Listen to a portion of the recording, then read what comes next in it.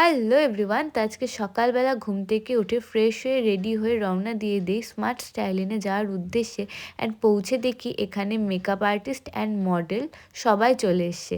শুধু আমার যে মেকআপ আর্টিস্ট সেই দিদিটা এখনও এসে পৌঁছায়নি।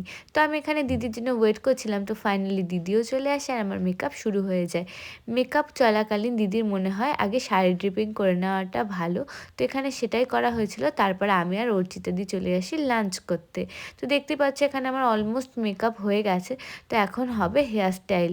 তো হেয়ার স্টাইল করতে আমাকে বসিয়ে দেওয়া হয়েছে। তো এর মধ্যে দেখি অর্চিতা দি অ্যান্ড সুনেত্রা দি একদম রেডি, কিন্তু এখনও কিন্তু আমি রেডি হইনি। তো এখানে এখন লাগিয়ে দেওয়া হচ্ছে আমার চুলে ফুল, তারপরে পরিয়ে দেওয়া হয়েছিল ওড়না।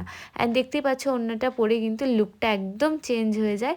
তো তারপর আমি চলে যাই পাশের ঘরে আর দেখতে পাই যে একে একে সব মডেলদের শ্যুট চলছে।